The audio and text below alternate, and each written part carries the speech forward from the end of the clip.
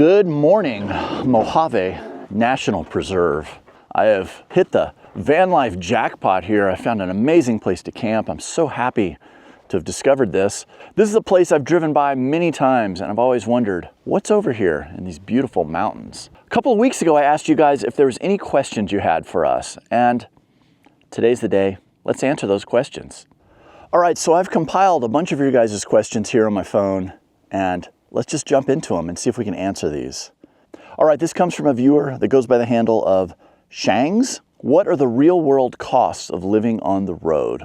Well, I think that's different for everyone, but in our case, we tend to budget about $3,000 a month is for our living expenses, and that includes everything from fuel, food, insurance, cell phone bills, all that kind of stuff. And that's pretty much it. We could actually travel on the Pan American for about $2,000 a month or $2,500.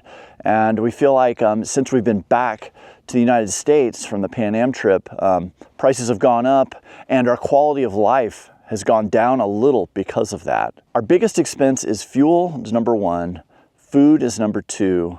Anything else, it all kind of balances out from there, but we don't have any debt. We just have cell phone bills, we have insurance, and things like that, just kind of normal stuff. But you can sure save a lot of money as a traveler by staying in places like this that are free campgrounds where you're not having to pay, $15, $25 a night, all the way up to some places can be $50, $60 a night. I tend to just prefer these wild camps anyway. I just find they're just the kind of places that I want to be. I don't really want to be in a campground packed in with a bunch of other people. And that works out good because it's free. All right, the next question here is from Doc Dan. It says, what process other than suggesting apps do you have for a novice aspiring boondocker? Now, boondocker is someone who likes to camp in open wild, and a big distinction is that they're typically free spots. And that is a great question because I am a very experienced boondocker. We boondock almost every night of the year with a few exceptions. Well, let's see. I mean, he hit on it. Everybody just talks about get this app, use this app, find places, and the apps are wonderful. iOverlander is my go-to. Onyx Off-Road has a new layering system over the maps that gives you a certain glow to the roads where there's dispersed camping. And that's something I've been using lately. And there's a myriad of other apps that are kind of somewhere in between there. I find a lot of them aren't near as good as iOverlander, but iOverlander lately has kind of rechanged their whole way the app works, and it's been a little frustrating, but it still is the best thing out there. Now, he said besides those apps, so let's talk about that. Back in the old days, in the 90s, I had a gazetteer atlas, and you've seen these. It's like a topographical map to an entire state. So you could get the California, the Arizona, the Colorado. And in that atlas, you could open it up and it would give you basically land use boundaries. So you could figure out where the BLM is, you could figure out where the national forest lands are, and so on and so forth. I would then look for dirt roads that were near the area that I wanted to be. I would drive down these dirt roads and I just look for places to camp. Typically, you're gonna see a pull-off on the side of the road somewhere. Sometimes it's a little spur road that goes off and ends up in a little circle. There's a lot of times there'll be a fire pit. You can just tell this is a place where people have been camping. Now, if you're in the Western US, you can pretty much camp anywhere you want unless it says you can't, or if you think you're on private property. So in much of the public lands, and that's why I'm such a big proponent of public lands, is that they give us the ability to travel around and go to some really amazing locations, but it also gives us a great opportunity to find places to camp for free. So in the modern world now that we have a thing called the internet, and not only the apps that I mentioned earlier, but you can go in on like Google Earth or Google Maps and Gaia GPS, there's a lot of them, and you can use those to find the same land boundaries. But with satellite view, it's really cool because a lot of times I'll zoom in and I'll scroll along a road that I'm thinking might be a good place to camp, and I'll just look for pullouts. And a lot of times you can see them from the satellite view, and a lot of times you can even see like a fire ring there. And those will be sure-tell signs that that is a good place for you to go and explore and think about camping. Now then, once again, back in the day, I had a little handheld Garmin eTrex GPS, and I logged all the places that I camped, much like I still do today. I log every place that I camp. It's really nice when you're coming back through that area. You don't remember exactly maybe which road you went down and where the camp was, but you do remember there's some great camping in that area. Well, I can pull up now either my GPS or I can go on one of my Google Maps, or I log it in Gaia as well. And I can be like, oh yeah, that was that spot I stayed at 6-7 years ago. That was great. And maybe I go back to that spot or one of the other ones that are in the area. And I think this is the best way to do it because the apps are going to funnel you into all the places where everybody goes. But me personally, and I know a lot of my friends, there's the best spots. We don't publish them to any apps or anywhere. We keep those quiet because the last thing you want is to have a really amazing place and you come back there and it's shut down for some reason. I, as a creator, have to balance that because people are thinking that I'm sharing every spot I go to. And I am, in some videos, I'm sharing to you guys every spot that I stop at along the way. But generally, I'm never going to share what I consider a sensitive spot. And I think there are places that, you know, a handful of people could stay there a year, but if it turns into someone camping there every night of the year and has the impacts that come with that, I think those places will get shut down. So I am a little tight-lipped on some of the best spots, and it's just to protect them. And I think you guys should be too, you know. Obviously, share some of the places with your friends that are in need and they're looking for a good place to camp. But maybe if you find that really special place, just keep it to yourself and leave it to others to have the adventure and getting to discover it on their own. You know, I think there's a certain bit of fun in that, and you know, going down these endless dirt roads and finding that spot that you didn't know if it was back there, but you hoped it was. When that all comes together, that's a really exciting part of travel. Okay, the next question here comes from Kyle Borgreb. I'm hoping I'm saying your last name right. He asked, are there any tips for hunting special weather or celestial type events for photo opportunities? Well, yeah, there's a few things. Celestial, I admit I could be a lot better at that. I'm always on the lookout for northern lights. I would love to see northern lights and have experiences with that. We've done that in Alaska and it's been really great.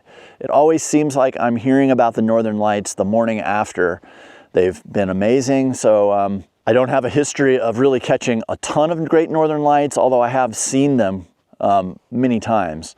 But as far as weather, I think you know, there's certain areas and certain times of the year where you know the weather's going to be interesting. So an example of that is just knowing that, say you want to photograph snow, you know, I'm going to go to Colorado, I'm going to be there in the winter, and I'm going to get those snow pictures. If I want to get monsoon clouds, the big, huge thunderheads, I'm going to be out in the desert in the late summer. Even in the plains in the Midwest, you know, they get during tornado season, there's some great opportunities to capture, you know, giant thunderheads and crazy storms. And sometimes I'm planning my photo shoots around, I do want it foggy, or I want it clear, or I want, you know, whatever it might be. And I'm just going to use the normal weather forecasting apps. Now, there's a couple that I really like. Honestly, the Apple Weather app, which is the one that comes on your iPhone, has gotten a lot better over the years. And it's been one that's pretty much my first app that I go to when I'm researching weather. And then from there, I'll usually go to Weather Underground and look on there.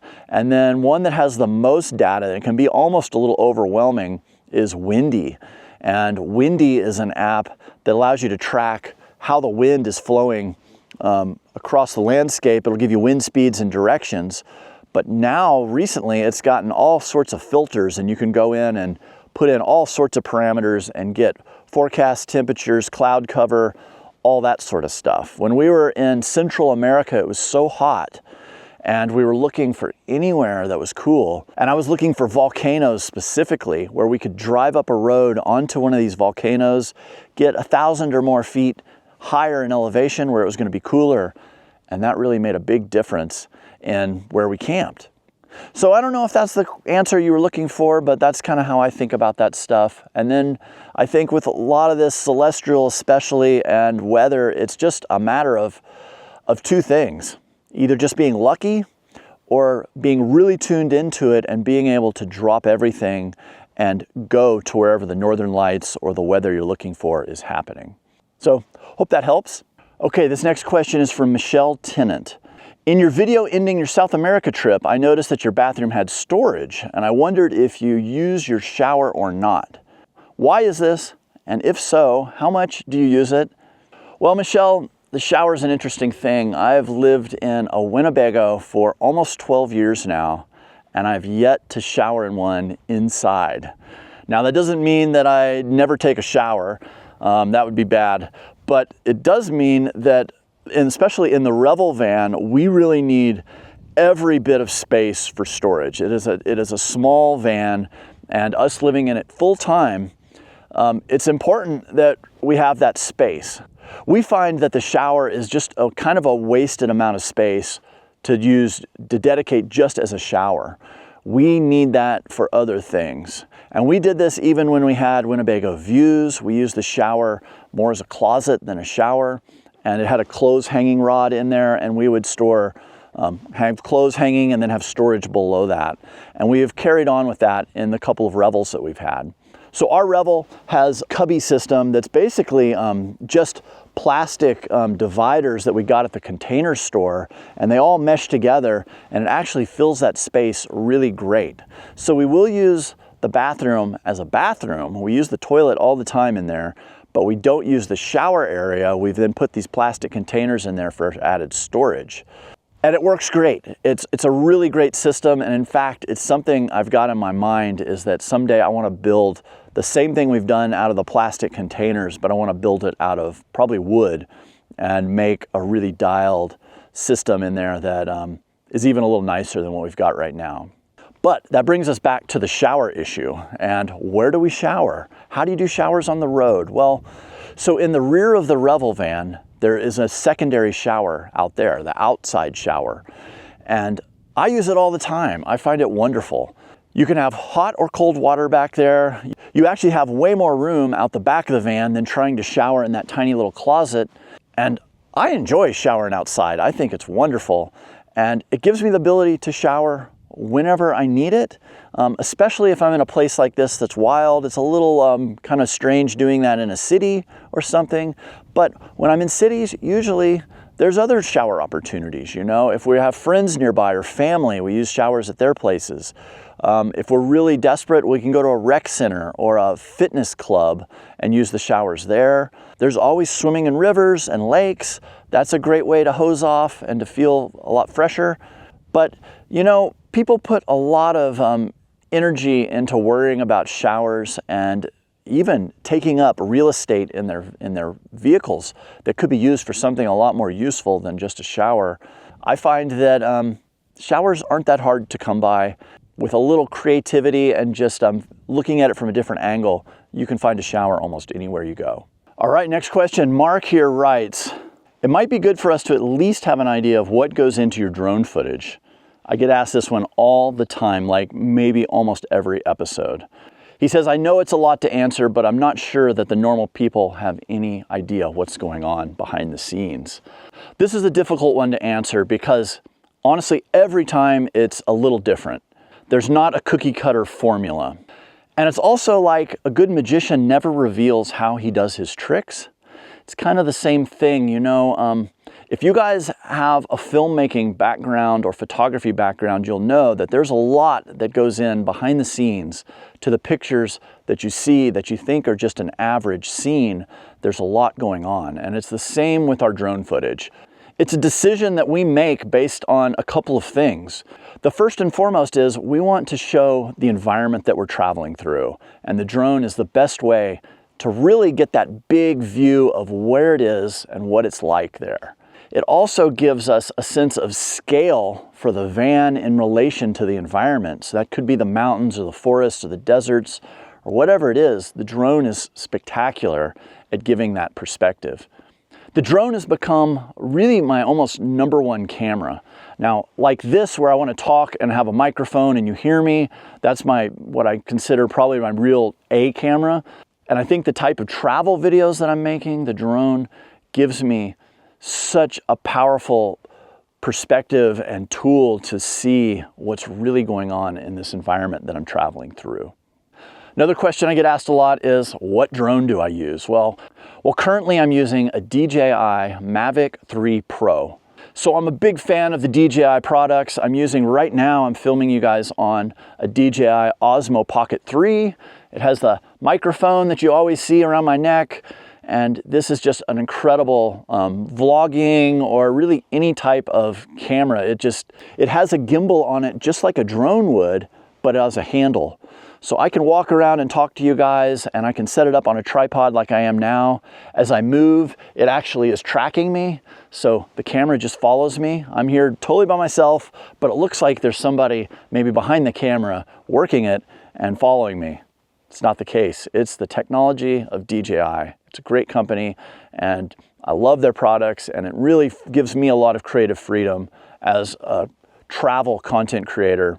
Their products just fit perfect into the types of situations I'm in and what I need out of them. All right, hope that answers that. Okay, next question. This one is from Josie Bureau. Give us some of your best tips for traveling with dogs. Cool versus hot temperatures and dog-friendly versus no-dog areas. What should we be prepared for? We're just getting our van in the next 2 weeks, and we'll be planning some trips in the months to come. We are from Vancouver Island, Canada. Okay, Josie, traveling with dogs. We did over 10 years with our beautiful yellow lab named Tucker. He was definitely part of our family. It was very sad to see him go when we were up in Alaska right before we had that terrible week driving up to Dead Horse, Alaska, starting the Pan Am, where we broke our axle, we got COVID. It seemed like it was one thing after another up there, but dogs are awesome. We love dogs. We love traveling with dogs, and they can be a great companion, but they're also something that you need to be aware of to put them in an environment that's good for them. Now, I'm only speaking from our experience with Tucker Dog. He was a 70-pound yellow lab. He was very chill. He loved to go out and run around and explore, but he was also very cool just sitting and relaxing and sleeping. And that's why we named him Tucker, is because when we first got him, he seemed like he just slept the whole time. But he was an amazing companion on so many trips and adventures that we had. Things we thought about with him. Well, let's see here. The big thing with dogs is not leaving them in a car that's too hot. Now, we found that in our camper vans, we could pull all the blinds, we could crack the windows, we could turn on the max air fan on the roof, and especially if we could park in the shade. We found that the temperature inside the van was about the same as the ambient temperature outside the van. Now, this is like, obviously, if you're sitting in the shade. If you're in the bright sun, it's different. It was very comfortable that we could safely leave him in the van like this with all the ventilation and in a cool, shady spot. And he was totally happy. We would check on him periodically, and he would always be sitting there just totally asleep. He was just very comfortable sleeping away the afternoon. But you want to be careful of this, right? Because I don't want to lull anybody into thinking that it's okay to leave your dog in a car. That is not what I'm saying. I'm just saying in a camper van, you have all the insulation in the van, you have the ability to control how much sunlight comes into the van, and you also can regulate the temperature with the fan. Now, if it's extremely hot, we would actually turn on the air conditioner in the fan. And now, we didn't like to do this for very long. This is more like if we were needing to run into a store for 20 minutes and it was hot outside.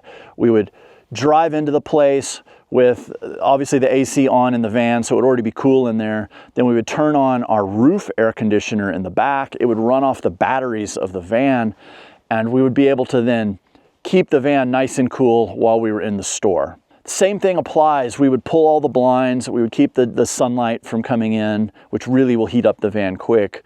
And with the AC on, I mean, it could be in the 90s or even 100, and you'd come back and it would be 60 degrees in the van, and sometimes he would even be curled up because he was cold.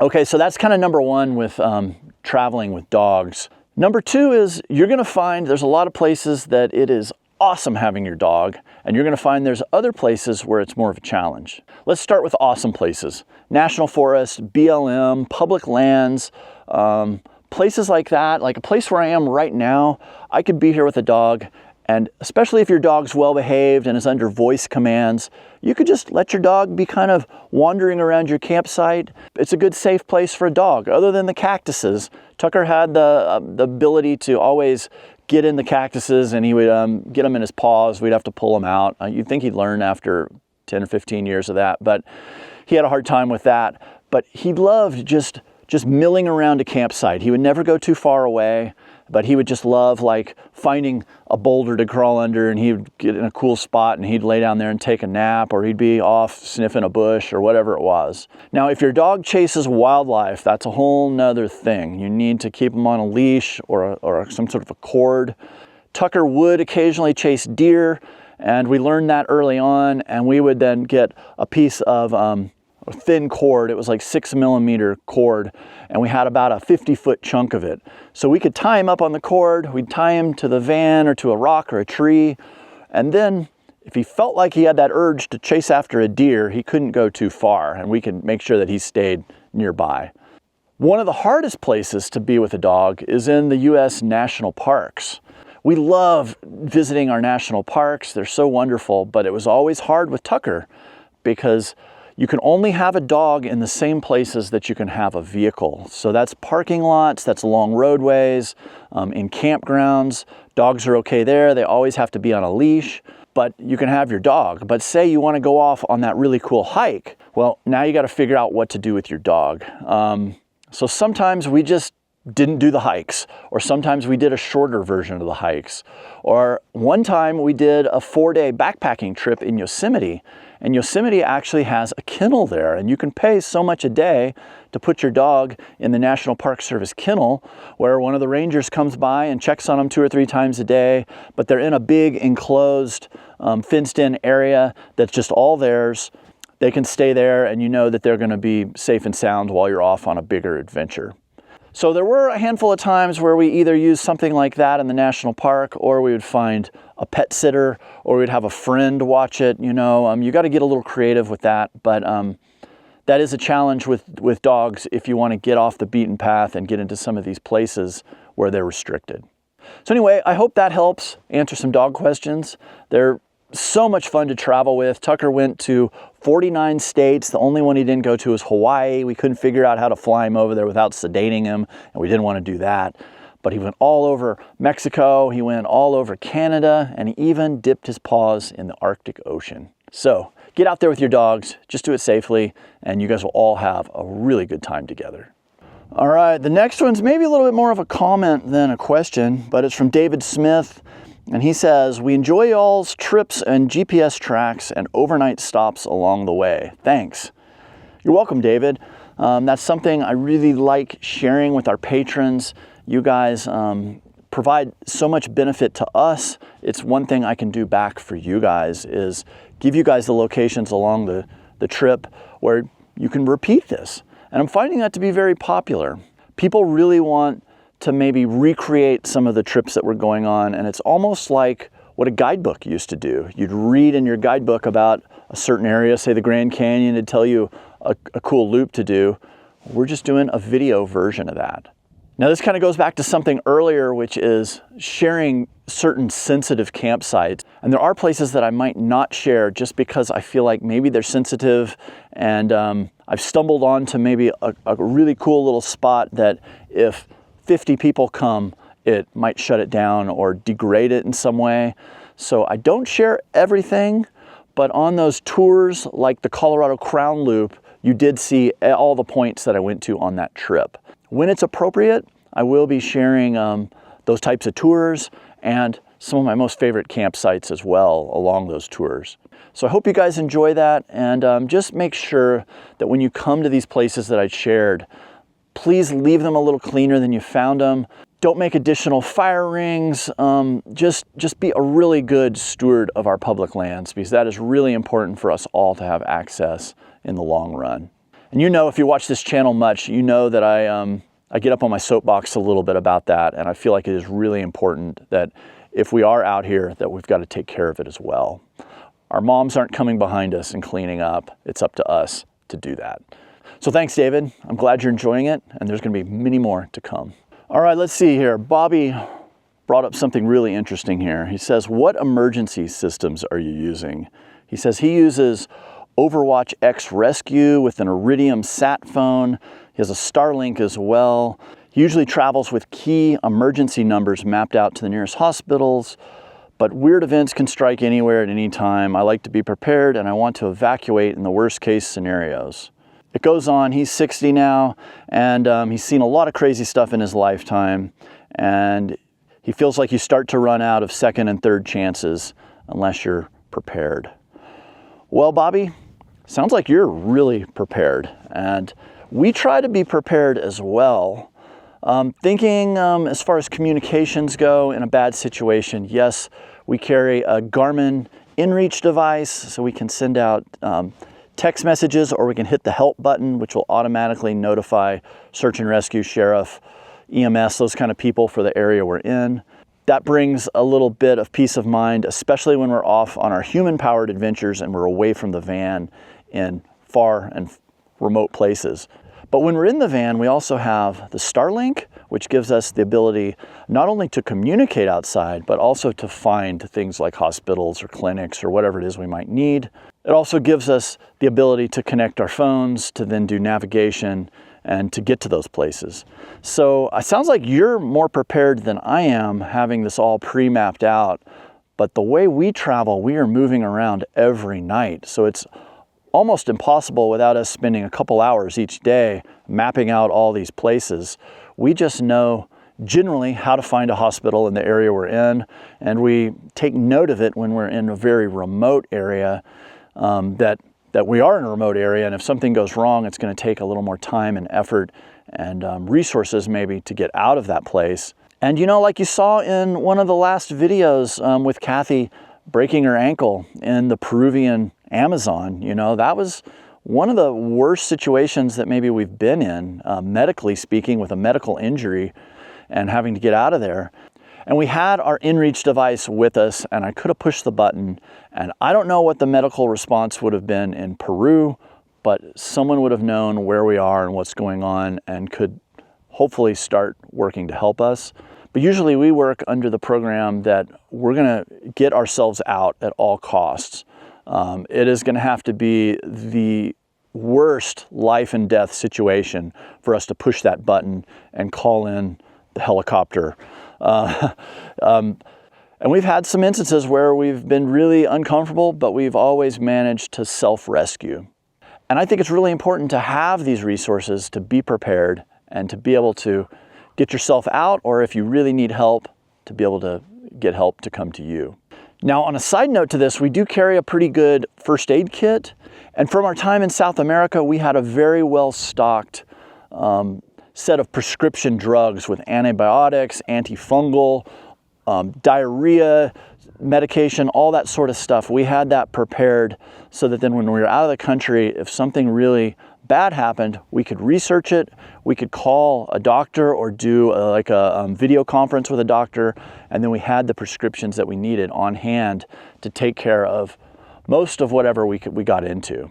We try to have the basic things with us so we can take care of 90% of the situations, and then the rest we're gonna improvise or get help in if we need it. All right, the next question comes from Fred and Heather Stankowski. Thank you guys. You guys have been very supportive. I appreciate all that. It says, hey Peter, we've really enjoyed the Colorado series. Thank you for doing a Q&A video. You're welcome. This is kind of fun. We will be going full-time in January. It's exciting, but also a little intimidating. I know that feeling. We have done long trips up to 6+ weeks in a row, but knowing you and Kathy have been nomads for years, what would be some lessons learned, suggestions for a couple heading down this path? We're thinking about healthcare, personal safety, approach to what other clothing and gear you take with you, and any other general advice. This could be its own video, Fred and Heather. Let's see, I'm gonna try to hit this and hopefully I get through the big points. Okay, so going on the road full time, this means you no longer have a house, or maybe you have a house and you've rented it out, you don't have access to this house, and you are living full time in your vehicle, traveling around, seeing all the cool stuff, and you're probably working as well as doing that, or you're retired and you're traveling around full time. Now, what's really different from this versus doing, say, a 6-week trip where you come back home? Well, it's a little different in that you don't have places to leave your stuff. So you've got to have whatever you need for the time you're going to be traveling and in the conditions you're going to be traveling. You need to have that on board on your vehicle, or have a plan to maybe leave it somewhere and then be able to retrieve it later. So we've done all of the above. We initially went on this trip of almost 12 years. It was going to be a 1-month trip, and then it turned into 6 months, then it turned into a year, and here we are today. For about 7 of those years, we had a storage unit, one of those places that you can just rent like a garage. We had one of those in Colorado, and it worked out great because Colorado's roughly in the center of the country, and we would drive back and forth and we would swing through our storage unit. Usually in the spring or the fall, we'd pick up either summer or winter stuff, and then we would be prepared for the next 4 to 6 months with what we needed. Well, that worked great until 8 years into it, and we realized that we'd spent $20,000 storing a bunch of stuff that we didn't even really like or want anymore. This was basically our whole household, everything that we had, because when we started our trip, we thought we were going to come back, buy another house, and just move all of our stuff into that house. That hasn't happened yet. So at some point we decided we got to pare this down. We got to get rid of this storage unit and quit paying monthly on that because it's just making life more expensive.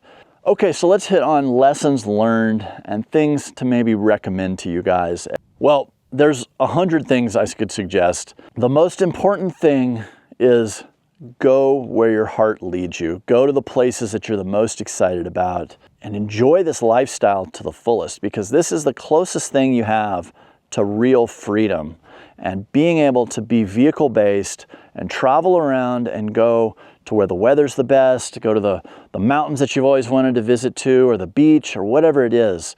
It's an amazing opportunity, but it also comes with a few challenges, such as you're living in a small space and you need to make sure that what you put into that space is the stuff you really need, because you can get easily overburdened by having too much stuff with you.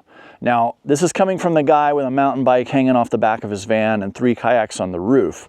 So that just tells you my priorities. That's what I want to do. I also have, 6 t-shirts and 3 pairs of pants and 4 pairs of shorts. And you often will see me in video to video wearing the same shirt that you saw last week. And that's because I only have 3 or 4 shirts. And so, I can't be wearing a different shirt in every video all the time, because I'm just got my favorite gear and I'm using it all the time. Now that brings up another really important point, is the stuff you bring with you needs to not only be your favorite gear, but it also needs to be the best stuff that you can find that's going to last over the long haul. Because it will really cramp your travel budget if you're having to buy things over and over and over again.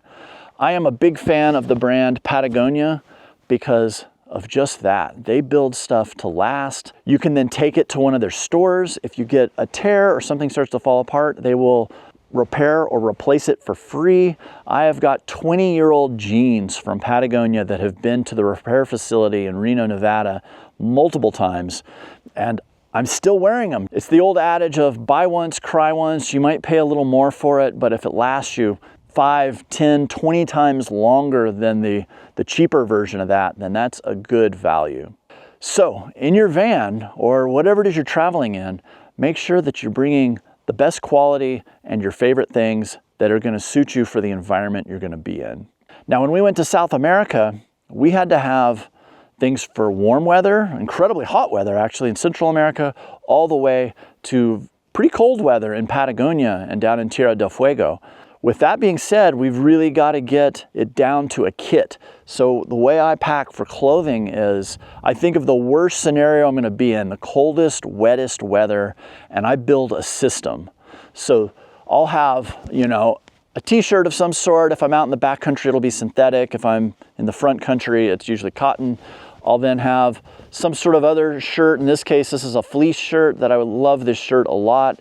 And if it's cold like it was this morning, I'll layer over it with a light jacket. And then if it's really cold, I have a big puffy jacket that is sized one size up so I can put it on top of all these other clothes that I'm wearing and it doesn't feel binding. And then on top of that, I'll have a raincoat, I have a windbreaker. You know, I've got this system and I can wear everything in my system at once and be comfortable in some pretty miserably cold temperatures. Or I can just wear these pieces individually for nicer weather. Now, same can be said for the tools you bring, the camping gear you bring, in my case, kayaking gear. I don't travel with all my kayaking gear. I just bring the stuff that I'm gonna need for what I can foresee for the next summer or few months. You know, in South America, I brought far less kayaking gear than I would have in the US. And I just pieced it down to a tight little condensed kit that would get me through all the situations that I could foresee. The other thing to know is you don't have to bring everything. Sometimes it's better and more cost effective to not be traveling with a super heavy vehicle and paying more in fuel prices and mile per gallon hit than it is to just rent or buy the thing whenever it is you need it. We took that approach to surfboards. We own surfboards, but we decided not to take them down to South America because they were just going to ride on our roof for miles and miles and months and not get used. And then we were in Costa Rica. We just rented surfboards when we wanted to go surfing.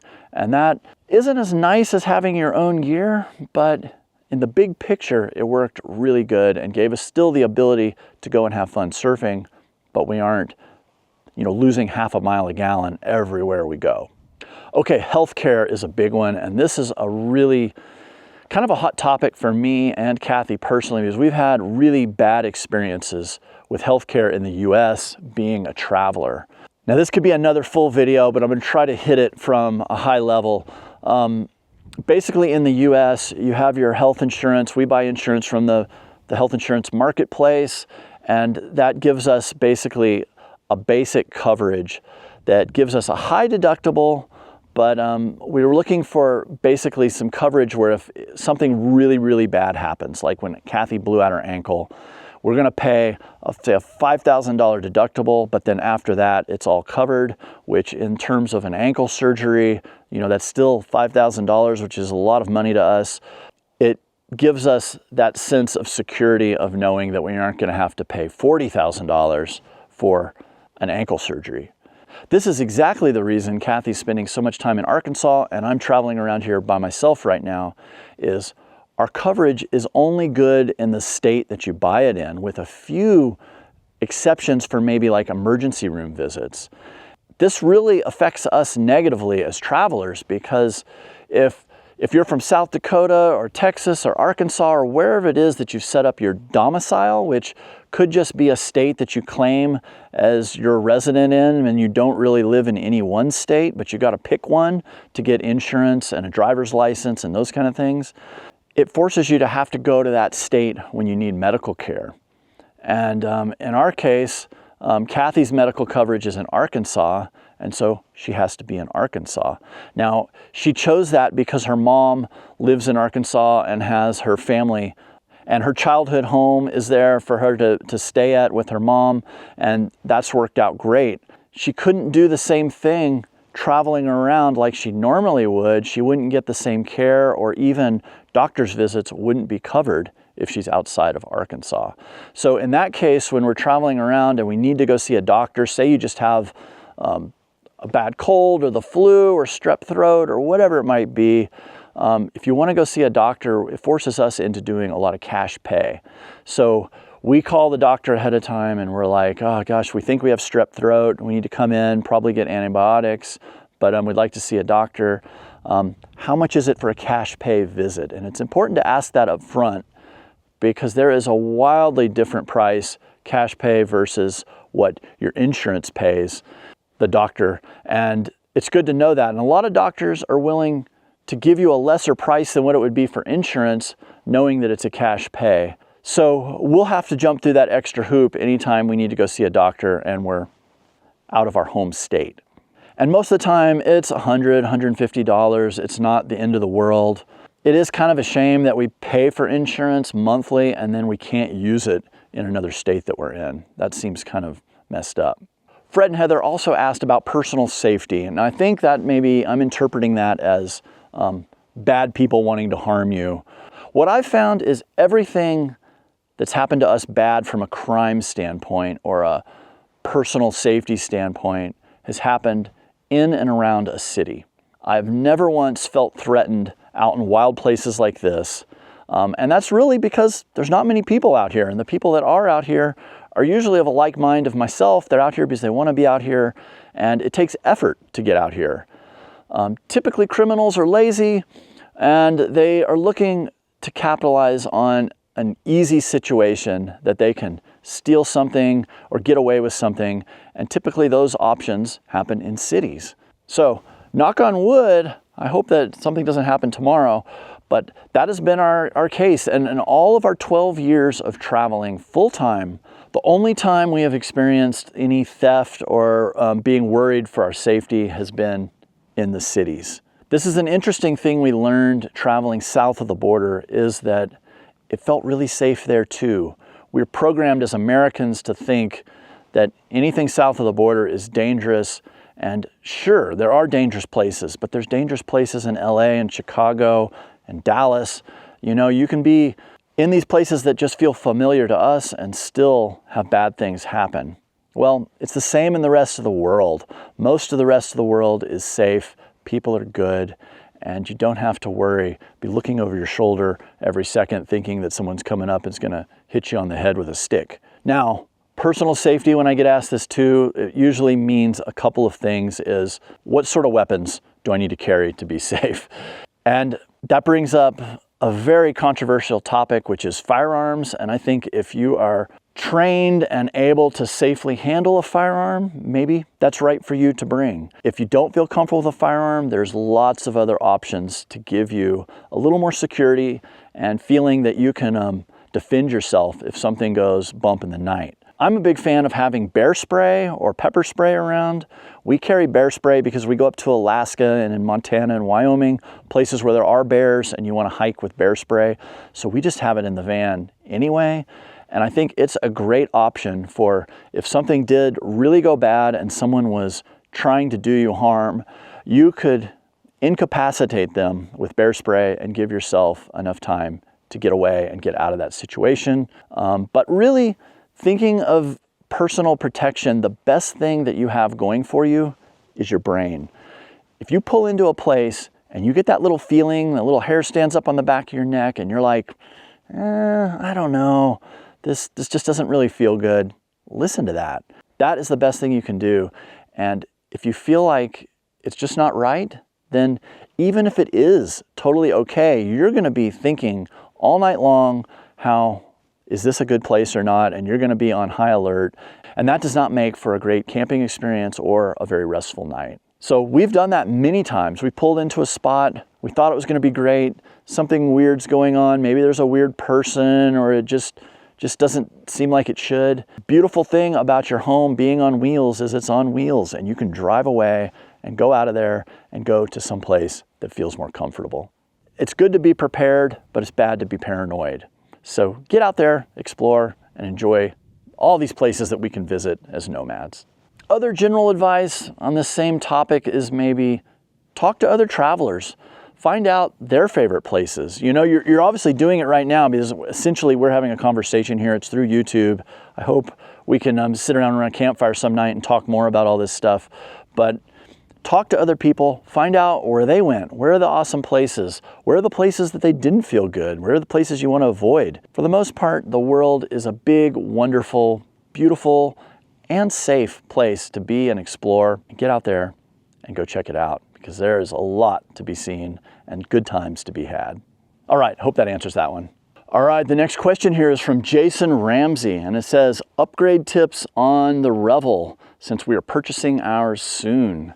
Congratulations, that is an exciting time. It is like a blank canvas getting a new vehicle and you're like, oh, what do I want to do with it? What do I want to add to it? Well, there's a lot of things to think about this. The best upgrade tips I would say, let's see here. The first thing I would say is go use your Revel. Don't upgrade anything. Just get out there, go on some trips, see where you're going, what you're doing, and use that information to determine what your upgrades need to be. Now, if you're going on road, going to national parks, and you're going to state parks and places that generally have paved roads or even really nice gravel roads getting there, you might not need to change that much. Maybe there's some interior things you want to change, like thinking in my case, interior things was getting my office space so I can edit these videos efficiently. So I set that up with a place to bring a big monitor, places for my computers and hard drives to live, having it all wired in with power. That was a big upgrade for me, is getting those things figured out so then I can work efficiently. Now that's gonna be different for you because we all have different work needs, but that's a big one. The other one I did specifically for the Revel is switch out the mattress. Now the mattress that comes in the Revel isn't bad, and the newer Revels have an even nicer mattress. I haven't slept on one of those yet, but maybe this doesn't apply to you if you're getting one of the newer Revels. But I put in a Canyon Adventure Vans mattress that made such a difference. It was so much better than the stock mattress, and it really allowed us to just sleep so much better in the van. So that was a big upgrade, and that's an important one because that's one you're going to use every night no matter where you are, right? Another upgrade that we made that was really important to the inside was the Scheel-Mann driving seats. These are German orthopedic driving seats. They're 10-way adjustable. They are like having a really nice pair of running shoes for your back and your whole body when you're driving. They just feel, it's not cushy, it's supportive. These seats take about 2 weeks or so from when you first get them to get them dialed in, and you're going to be constantly at first adjusting them and getting everything where you want it. But once you find that sweet spot, it is like gold. And when you sit down in them at first, they're kind of stiff, but that's what you want. You don't want it to feel like a marshmallow where you just sink into it that feels comfortable for the first 5, 10, 20 minutes, and then 3 hours into it, you feel like you're just all squished out and you don't have any support. They support you where you need it, and the big thing I like about the Scheel-Manns is the armrests. You can get them with or without armrests, and I got it with 2 armrests, and having the ability to have my elbows on the armrest and holding the steering wheel took a lot of strain off my hands and elbows and even my wrist. I was starting to get tendonitis from driving so much, and the weight of my arm hanging off the steering wheel was starting to give me tendonitis. And once I got those armrests for my elbows to sit on, it took all that weight off my arms and my joints, and I can drive for a long ways now without feeling like I'm having that pain. So they're very expensive seats. Once again, use your seats and see if you personally are having a problem with them and you think that would be a good upgrade, but that was a big one for Kathy and I both.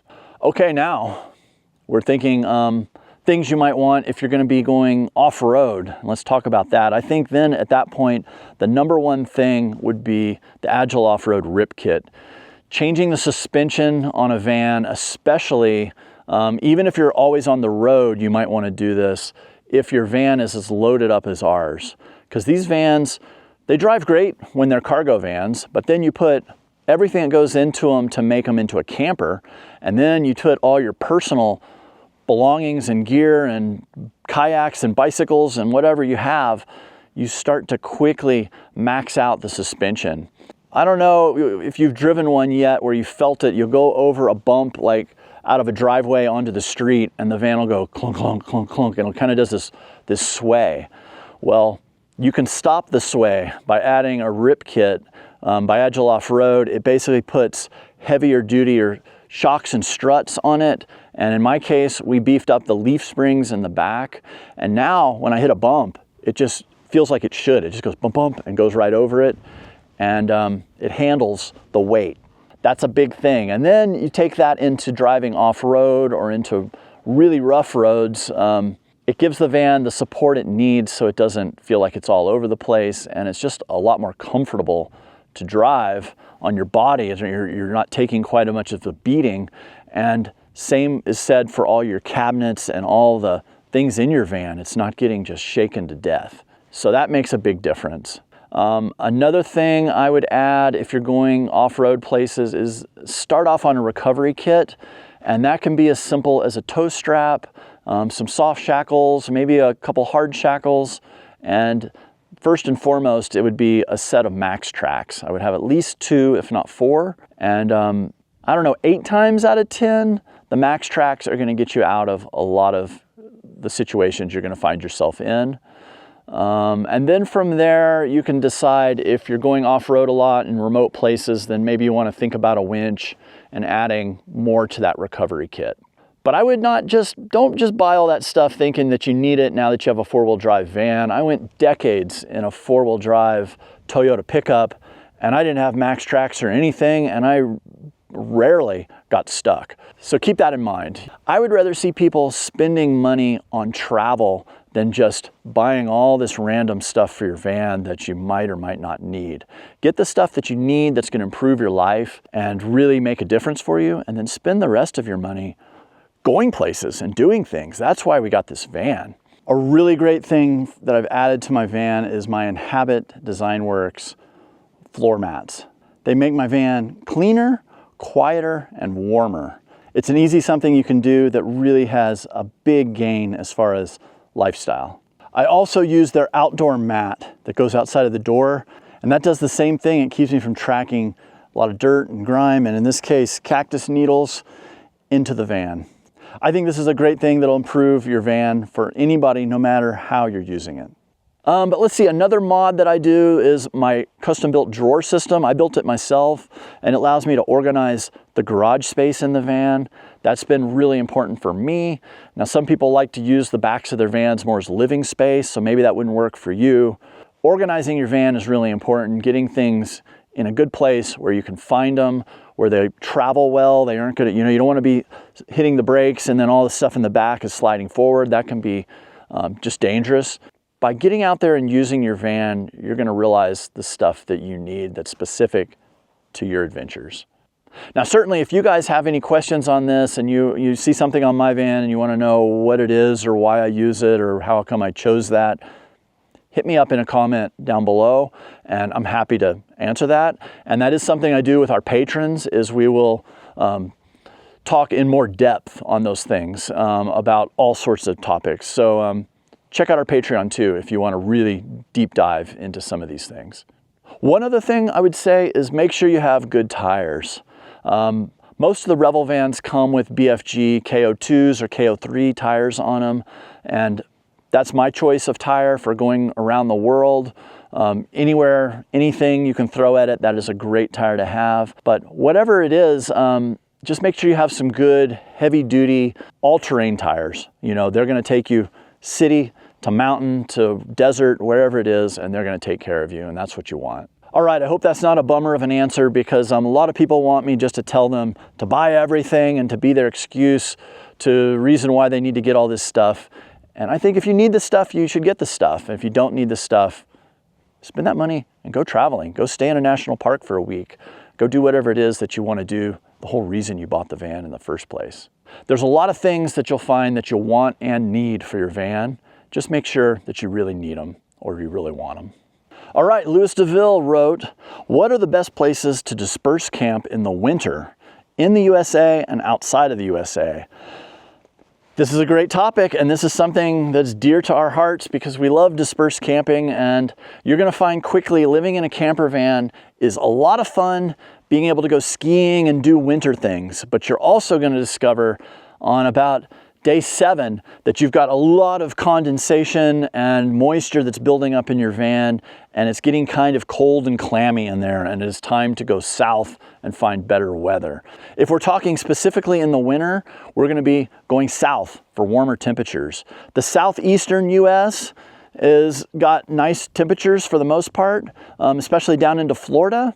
But the thing you don't have in the eastern half of the US is the dispersed camping. Your options are gonna be severely limited versus what you have in the West. So the question was about dispersed camping.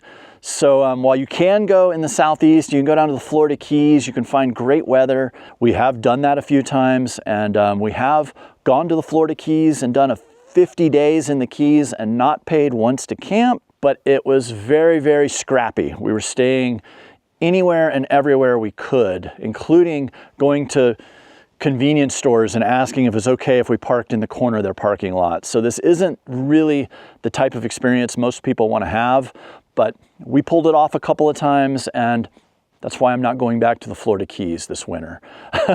So let's talk about the West. Thinking of the best places, our personal favorite places to go in the winter is the Southwest. Like where I am right now, I'm in Southern California. I've got a jacket on. It's a little cool this morning, but a cold front just rolled through, and I bet in a week here it's going to be nice and warm again. But the weather is beautiful. It's blue skies. There's not a cloud in the sky. It's calm. I mean, it's a very comfortable place to be. As the winter progresses, you're going to move further south. So into, might go from like southern Utah down into Arizona, southern New Mexico. The most southern parts of California are great. There is a ton of great dispersed camping in all of these western states. A very popular place with a lot of people is Arizona, you know, all the way from Quartzsite, which is a RVer mecca. You'll go there in January, February, and there's thousands of RVs scattered all across the desert. And it's people just that looking for a place to disperse camp, to kind of sit out winter in some nice temperatures. But our favorites are probably Arizona. We love really southern Arizona. I love all the way into Southern California. And then I think the best place to go for January, February, which are the two hardest months to be in a camper van in North America, is Baja. You can go down to Baja and live like a king. There are places where you might need to pay to camp, but there are thousands of others where you can camp for free. Now, it helps if you have a four-wheel drive vehicle that's going to give you more access to get off the beaten path and to the more remote beaches and places in the desert that are the free dispersed camping areas. But you can go to some of these places and spend, you know, $8 to $12 a night and camp right on a beach with a little restaurant nearby and have a little more creature comforts, maybe even a shower. And that's really nice. But Baja has something for everyone. The tacos. You hear us talk a lot about the tacos. You can go down there and for $3 you can have a taco feast, and it's just so wonderful. So the best places for dispersed camping is the southwestern US. The further south you go, the warmer it's going to be. And don't be afraid to go to Baja, because it is as good as it gets in January and February. All right, the next question is from Grace Marcine. How is Kathy doing? Thank you for asking. That's awesome.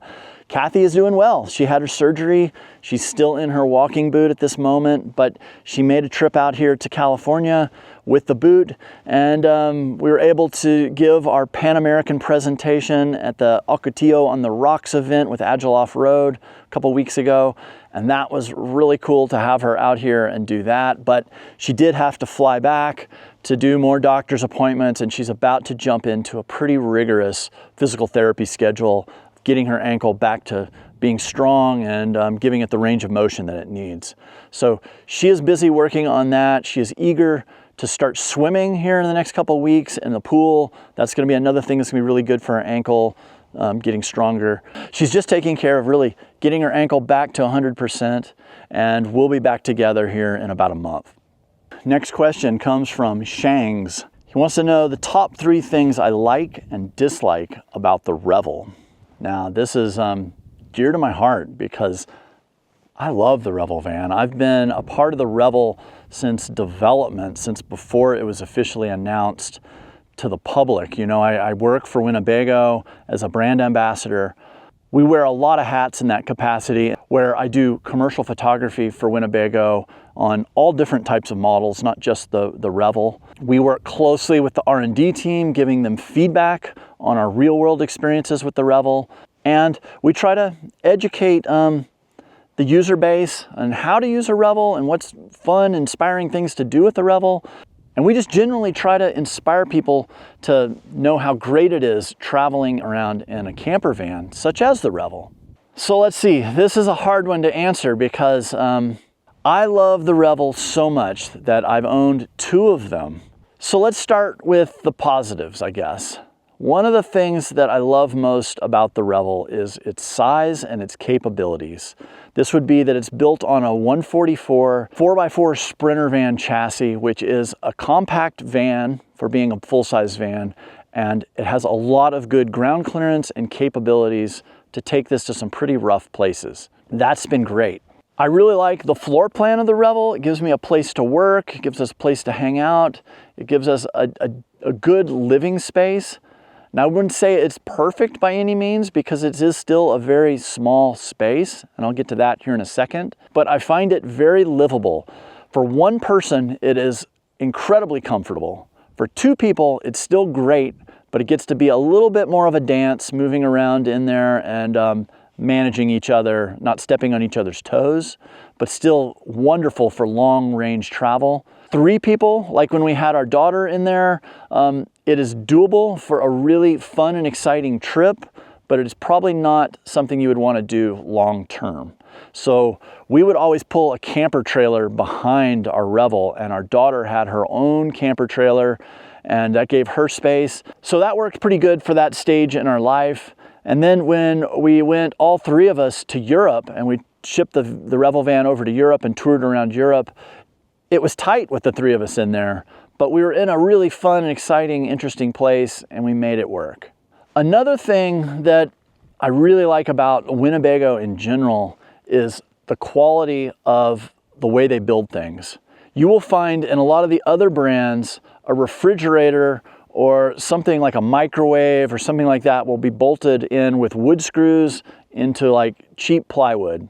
Winnebago typically will build things with metal brackets that are actually bolted in to different places, and it makes it a lot more sturdy and robust. And this really makes a difference when you're in a van like we've been in a van, where half of the van's life we are going down dirt roads that are full of washboards and potholes and who knows what. My interior has held up really well in this van for the type of punishment that we've put it through. Generally, I think the Revel is just a great platform. It's very well thought out, and it's been engineered to take the abuse that we're putting it through. Now, not to say that's perfect, not to say there hasn't been people with issues, but in my case, I've had surprisingly few issues, and I've taken it to some very wild and remote and rough places. All right, so knowing that I am 95% happy with the Revel, I think it's a great blank canvas to then come in and have the basics covered, and then you can tweak it from there for your specific needs. But if I had to get critical, one thing that I wished the Revel had a little different, and I don't even know if it's possible, because if it was possible, I would have done it by now, is to have a little bigger bed. And I kind of dream of a Revel that I could sleep north-south. And I'm 6 feet tall, and it is kind of tight when I'm laying on my back, completely spread out. I feel like my head's touching at one end and my feet are close to touching at the end. And I just wished it had a little more room. I'm talking like maybe 4 or 5 inches would be a huge difference. And then the width of the bed, you know, we've done a few little mods where we've got the yoga mat and the foam roller that add a little room on Kathy's side. That works really good, has made a difference. But if the bed was, once again, even 6 inches wider, it would make it a lot nicer for 2 tall adults to sleep in there. Now, we've been doing this for 5 years. We've been almost every night in the Revel, so it's not that it doesn't work. It's just, if I'm looking to pick on the Revel, that would be one place that I would maybe say, okay, what can we do different here, and how can we make it have a little bigger bed? The other thing is, one of the things I like about the Revel is that it has a 4-wheel drive with a low range in it. The new one is an all-wheel drive, which sounds like my friends who have that have been really happy with that as well. But I wished that Mercedes put a real 4-wheel drive system in here with lockers, the ability to really make it a true 4-wheel drive rather than a percentage split of 4-wheel drive. There's been a lot of times when I've been stuck, and it's just because the computer system won't give me the power to the wheels. And that's all I need, is that computer system to have the ability to turn it off, lock the wheels, and let me go. So I would love to see a 4x4 van that had more of a drivetrain and a 4-wheel drive system like a lot of the pickup trucks have. That's probably the one thing that I really wish the Revel, especially the times I've gotten stuck, I think, you know, I probably would not be stuck right now if I was in one of my older Toyota pickups. So I guess that's it. If I was to point out any dislikes for the Revel, it would be I'd like a larger bed. I would like a more robust and even simpler four-wheel drive system, and less computers that act as nannies and keep me from being able to do what I need to do with the van.